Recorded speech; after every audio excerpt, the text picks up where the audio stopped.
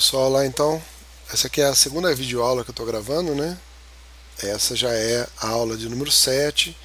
Então, sobre essas três ordens aí que vocês estão vendo aí na tela: Mantódia, Neuróptera e Hemiptera. Tá? As aulas agora começam a ficar mais pesadas porque tem grupos com várias famílias importantes e a gente tem que passar pelo menos as mais importantes. Então, vamos começar então com Neuróptera, né? Neuróptera, eu já falei bastante de Neuróptera, desculpe, Mantódia.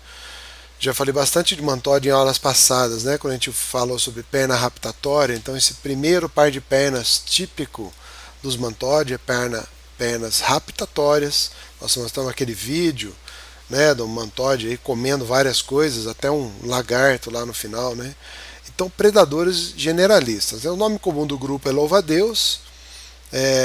E mantódia vem de mantis, que é profeta, e eidos, que é forma.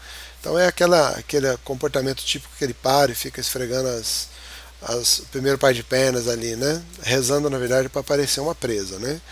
São emboscadores, tá?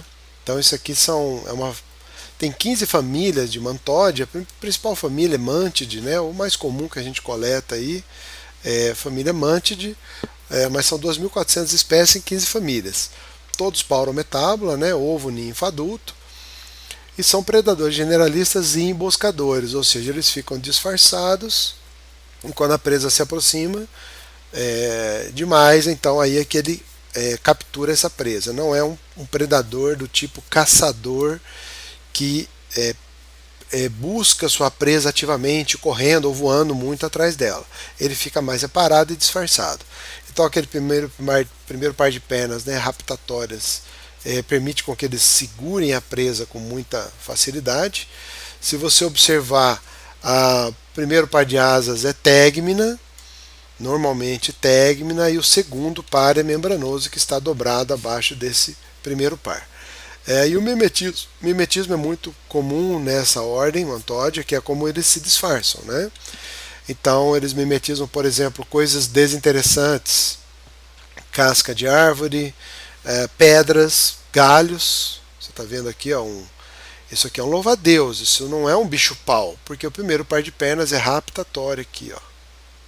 Tá? Então o inseto se disfarça de coisas desinteressantes. Esse aqui, por exemplo, tem uns 4 ou 5 aqui numa flor aqui, numa orquídea. Estão disfarçados, né? Cores brancas, detalhes róseos aqui nas pernas. Tá? Então eles são muito adaptados ao mimetismo, isso é um meio de vida para eles, por isso que eles são excelentes emboscadores, só que são inimigos naturais, mas não dá para a gente usar como controle biológico aplicado, porque não tem como você garantir que o louva-a-Deus vá se alimentar da praga agrícola que por acaso esteja atacando sua cultura. Eles são generalistas, vão se alimentar de qualquer coisa. Tá? Quando você olha esse aqui, você fala, esse bichinho está um pouco diferente, né? A perna raptatória bate, mas as asas aqui são asas rendilhadas, tá vendo? Asas cheias de nervuras. Isso aqui não parece um louva-a-Deus, é porque não é. Isso aí é um Neuróptera, isso é a família Mantíspide. Então, alguns indivíduos de algumas famílias podem se parecer com outras coisas. Os insetos também mimetizam entre si. Tá? No caso aqui não é bem que ele mimetiza um louva-a-Deus, né? Essa família desenvolveu essas pernas raptatórias aqui, porque o adulto é predador, né? Então vamos começar a falar agora dessa ordem Neuróptera. A gente estava em Mantódia, que é paurometábula, estamos vindo para Neuróptera, que é um holometábula, certo? Então o nome comum desse grupo é Neurópteros, por causa de neuro, nervura, ptera, asa. Então essas asas com numerosas nervuras que dão nome à ordem Neuróptera. Aqui dentro nós temos, eu vou citar aqui hoje, 5 famílias de Neuróptera. A Neuróptera deve ter 27 famílias, 28 por aí, mas assim, acho que só tem uma família fitófaga, o resto tudo predador, tá? Então Neuróptera pode associar com o inimigo natural, o inseto predador.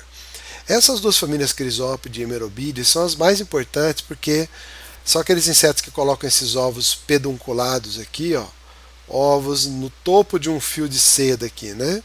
Isso é para proteger esse ovo contra predadores e o próprio canibalismo que é comum em Neuróptera. Neuróptera, se nasce uma larva aqui, se ela tiver acesso a outro ovo do lado, ela vai predar esse ovo. Então, estando assim nessa estrutura, diminui o canibalismo. A fase larval de crisopídeos e hemerobídeos ela é predadora. Só a fase larval. Adultos se alimentam de pólen e néctar. E predam coisas importantes, tipo pulgão, ovos de insetos, larvas jovens, insetos de corpo mole de maneira geral. São predadores muito vorazes. Nós já vimos essas larvas em ação em outros vídeos, né? Então são larvas muito vorazes que atacam e devoram suas presas, né? Essas mandíbulas são ocas, então elas perfuram a presa, regurgitam conteúdo do seu conteúdo intestinal com proteínas proteolíticas, digere ali, enzimas proteolíticas, digere o corpo da presa e ele suga o líquido, tá? Então são predadores muito eficientes, muito vorazes, predadores de coisas importantes, tipo pulgão, mosca branca, tripes, ovos de insetos e por aí vai. Tem larvas não lixeiras e larvas lixeiras que cobrem seu corpo com detritos e restos de alimento, de coisas que ela mesma se alimentou. Então essas são as duas principais famílias que tem mais uso em controle biológico, inclusive controle biológico aplicado. Dá para criar crisopídeos em laboratório e liberar no campo na forma de ovos, principalmente. A gente tira os pedúnculos desse ovo aqui, fica só os ovinhos. E daí dá para colocar isso num frasco e liberar no ambiente. Tá? Então essas duas famílias são as mais importantes. Tá aqui os adultos, né? Quando você olha adultos de crisopídeos e hemerobídeos, eles são semelhantes. Quando estão vivos é fácil, que os crisopídeos normalmente são esverdeados e os hemerobídeos são pardacentos, amarronzados. Depois que o inseto está seco lá no alfinete, já essa diferença já não é tão visível, então aí você vai ter que identificar as famílias a partir de nervuras das asas aqui, da região costal da asa tem uma diferença aqui e é facinho de identificar, vocês vão ver isso na prática, tá? Aqui a gente vai focar mais nas funções e na importância de cada grupo, de cada família. Tem mais três famílias importantes, Myrmeleontide e Ascalafide, onde a fase larval, pelo menos de Myrmeleontide, a fase larval é predador de formiga e Ascalafide, na verdade, a fase adulta também é predadora, tá? E Mantíspide, que é aquela família que parece louva-a-Deus, né? Parece Mantódia, até por isso ganhou esse nome Mantíspide, tá? Primeiro par de pernas raptatório, então nesse caso aqui, adulto e larva são predadores, tá? Primeiro par de perna raptatória. Para que esse adulto teria perna raptatória se ele não fosse um predador na fase adulta? Então, obviamente, ele é. Tá? Adulto e larva são predadores. Agora vamos dar uma olhada em Myrmeleontide, que é a chamada formiga-leão. O motivo desse nome, não me pergunte, é que, bom, formiga até dá para entender porque são predadores de formigas. Porque eles constroem armadilhas no solo, que nós vamos ver o videozinho aqui. A armadilha parece um funilzinho invertido, né? Então, como se fosse um funil enterrado no solo. As formigas vão caminhar no solo e vão cair nesse funil. E aí a larva está enterrada lá embaixo. Veja que as larvas têm cor de areia, né? Alguma coisa assim. Então elas ficam enterradas ali, disfarçadas, só as mandíbulas ficam no fundo do buraco. A hora que a formiga cai, elas predam. Os adultos não são predadores. Você olha assim, parece uma libélula. Não tem como ser uma libélula, motivo óbvio, porque libélulas não têm essas antenas grandes visíveis. Libélulas têm antenas cetáceas pequenininhas. Então, se você pegar uma libélula, entre aspas, com essas antenonas, é porque não é uma libélula, é uma formiga-leão. Certo? Boa sorte ao tentar coletar isso aqui nessa época do ano, porque isso aqui é muito abundante na época mais seca do ano, justamente porque as larvas constroem esses funis no solo, e o solo tem que estar seco. Vamos ver o vídeo aqui, ó. Então a larva ela anda assim, ó, ela está andando de ré, ela está andando para trás, enterrada, e isso que está fazendo esse serviço aqui de pá é a cabeça com a mandíbula. Então ela joga a cabeça para trás e vai jogando a areia para fora e vai construindo esse funil. Se encontra uma pedra aqui, ela tem que remover essa pedra, né, um pedaço de areia mais grosseiro aqui. E aí ela anda para um lado, para o outro, independente, ela vai jogando sempre a areia para fora e vai formando o seu funil, que é a sua armadilha.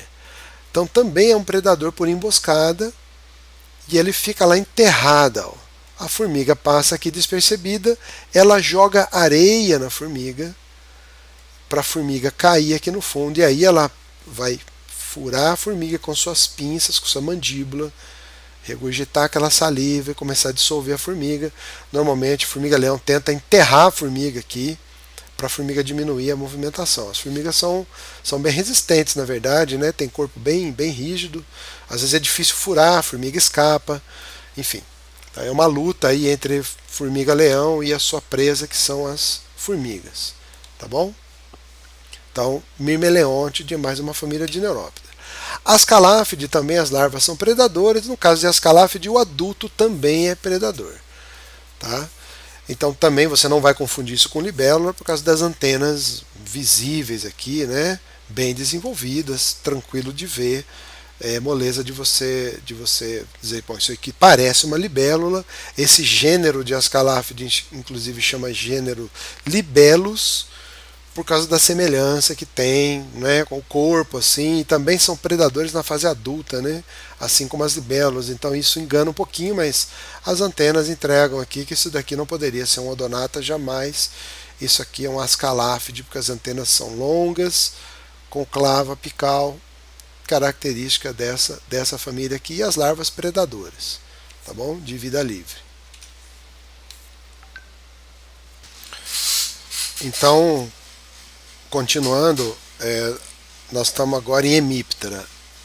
Talvez você está meio perdidinho aí. 10 hemíptera. É a 10ª ordem que nós estamos estudando já, gente. A aula da semana passada nós estudamos 7 ordens. Hoje é a 8ª, Mantódia, a 9ª, Neuróptera, e a 10ª, hemíptera. Tá? Por que a coisa fica séria aqui em hemíptera? Porque o grupo é muito diverso. Você tem muita coisa dentro da mesma ordem. Então, para a gente estudar hemíptera, a gente vai ter que separar em subgrupos ou subordens, tá bom? Dentro de hemíptera, então, estão os percevejos, as cigarras, as cigarrinhas, os pulgões, as cochonilhas, as moscas brancas, e tem outras coisas, os psilídeos e por aí vai. Então, vamos ter que olhar com calma essa ordem aqui, separando ela por subordens, porque são 90 mil espécies, separadas em 140 famílias. Das 140, eu separei 27 para essa aula de hoje, tá bom? Então é muita família, mas só peguei as famílias importantes e algumas eu até deixei de fora, tá bom? Então vamos focar aqui. A partir de agora a coisa realmente fica complicada. Cada semana vai ter um monte de famílias diferentes, tá? Então aqui é tudo paroometabolia, hemíptero inteiro, ovo, ninfa, adulto. Tem, por exemplo, em cigarras, hipometabolia, né, aquele subtipo, quando a fase larval, a fase de ninfa é subterrânea, né? Então aqui, as cigarras, tipicamente, as ninfas são subterrâneas, tá? O hábito alimentar do grupo hemíptera é bem variável. Fitófagos, predadores e hematófagos, então a maioria é fitófago. A maioria dos percevejos, né, dos hemípteros, vão ser sugadores de seiva e vão causar prejuízos, seja por sugar a seiva ou seja por transmitir doenças quando fazem isso. Os predadores também são muito importantes para o controle biológico, tem famílias muito importantes aqui, algumas até que eu deixei de fora, porque nós vamos estudar isso depois na disciplina de controle biológico, né? E a aula ficaria muito extensa. E tem os hematófagos, então tem percevejos sugadores de sangue, que se alimentam do sangue humano, inclusive transmitindo doença de Chagas. Temos também percevejo da cama, que incomoda pela picada e tudo mais. Característica comum de hemíptera não é tipo de asa, não é tipo de perna, é aparelho bucal sugador labial tetraqueta. Essa é a única coisa que todo hemíptera tem. Aparelho bucal sugador labial tetraqueta, tá? Eu não conheço nenhum outro grupo de inseto que tenha sugador labial tetraqueta, a não ser hemíptera. E todos os representantes de hemíptera são tetraqueta, não tem nenhum triqueta, nem diqueta, nem hexaqueta aqui. Tetra, tudo tetra. E o aparelho digestivo tem câmara filtro. Isso todos os hemíptera têm, mas outras ordens também têm. Onde tem inseto sugador de seiva, vai ter alguma adaptação no aparelho digestivo. A que eu vou mostrar aqui é a de hemíptera, chamada câmara filtro. Beleza? Vou mostrar mais para frente. Então, as 3 subordens de hemíptera que facilitam o estudo de hemíptera por ser um grupo muito diverso. A primeira é a alquenorrinca. Alquenorrinca, as asas de alquenorrinca, normalmente o primeiro par tegmino, o segundo membranoso, ou os dois pares membranosos, como é o caso das cigarras. Outra coisa que a alquenorrinca tem, antenas cetáceas curtas. Vocês se lembram das antenas cetáceas, né? Essa é a antena cetácea. Entendeu? Piadinha idiota. Tá? Antena cetácea. É a antena da baleia. Aí depois você procura no Google baleia e você vai entender porque a piada idiota. Então, cigarras e cigarrinhas vão ter antenas cetáceas curtas, está aqui na frente da cabeça da cigarra, tá? E isso é característica desse grupo. Antenas cetáceas curtas, as asas podem ser membranosas ou então pode ter uma asa tegmina. Beleza, isso é alquenorrinca. Outro subordem é esternorrinca. E esternorrinca, as asas vão ser sempre membranosas nesse grupo. No caso aqui é um pulgão áptero, né? Ele não tem asa nesse caso, mas se tivesse asa seria dois pares membranosos. As antenas podem ser curtas ou longas, então aqui comprimento de antena não é uma característica. Aqui estão os pulgões, psilídeos, moscas brancas, cochonilhas e coisas muito importantes aqui dentro de esternorrinca, beleza? Assim como tem coisas importantes em alquenorrinca e no terceira subordem, que é heteróptera. Esse sim, a asa do tipo hemiérito é característica. Então essa asa é uma parte tegmina e uma parte membranosa. Todos os percevejos verdadeiros heteróptera têm asa desse tipo, a não ser que seja áptero. Tá? Apesar de eu não conseguir me lembrar de cabeça de um percevejo áptero. Mas deve existir, né? Porque tem tudo aí na natureza, tá certo?